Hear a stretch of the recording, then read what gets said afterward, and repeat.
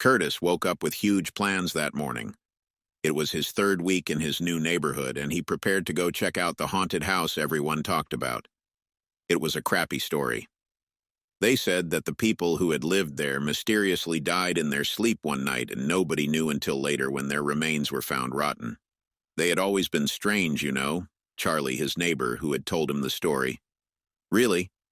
Creepy is more like it. Their bodies were found on the couch watching the TV. Almost like they died watching it. Curtis couldn't shake off the eerie feeling as he approached the infamous ghost house. The neighborhood seemed to fall silent around him, as if the very air was holding its breath. He pushed open the creaky gate, its rusty hinges groaning in protest, and made his way up the weed-infested path. The house loomed in the distance, its windows like empty eye sockets, and he felt a shiver crawl down his spine. As he stepped inside, the atmosphere changed instantly. The air grew thick with a musty scent, and the darkness inside the house seemed to consume the feeble daylight. Curtis's heart pounded in his chest, but his curiosity kept him going. He explored room after room, each one seemingly frozen in time. Dust-covered furniture and faded wallpaper adorned the interior, adding to the unsettling ambiance. In one corner of the house, Curtis noticed a figure standing in the shadows.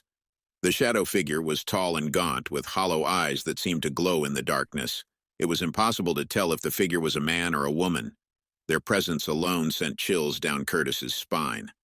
"You shouldn't be here," the shadow figure rasped, their voice like the whisper of a ghost. "This place is cursed." Ignoring the warning, Curtis continued his exploration, drawn deeper into the mystery of the house. Unbeknownst to him, the shadow figure silently followed, their movements eerily graceful for someone so unsettling. As Curtis ventured into the basement, he discovered a hidden room filled with ancient artifacts and strange symbols. It was evident that the previous occupants had been involved in something far more sinister than anyone had imagined. The air grew colder, and Curtis felt an unseen force pulling him towards an ominous-looking mirror at the far end of the room. When he gazed into the mirror, he saw a reflection that wasn't his own. It was the image of the previous inhabitants, their faces contorted in agony.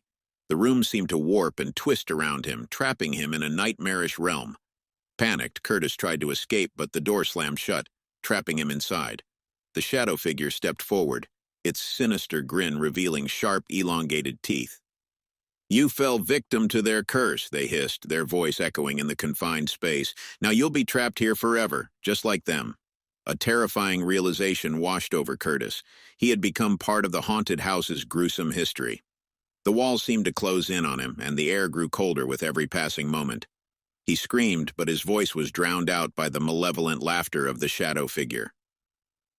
Just as all hope seemed lost, Charlie, the neighbor who had shared the story, burst into the room, armed with ancient relics he had researched. With a burst of energy, he recited an incantation, banishing the curse that had trapped Curtis. The room shook, and the mirror shattered, releasing Curtis from its clutches. Gasping for air, Curtis stumbled out of the basement, the house's grip on him finally broken. The shadow figure let out an agonizing scream, vanishing into thin air as the curse was lifted. The ghost house fell silent, the unnerving atmosphere dissipating like a nightmare fading in the light of day. As Curtis and Charlie escaped the haunted house, they shared a moment of relief, grateful to have escaped the clutches of the supernatural.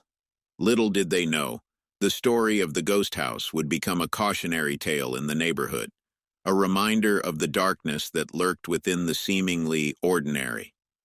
The memory of the shadow figure, the creepy and enigmatic figure, would haunt their dreams for years to come, a chilling reminder of the horrors they had narrowly escaped.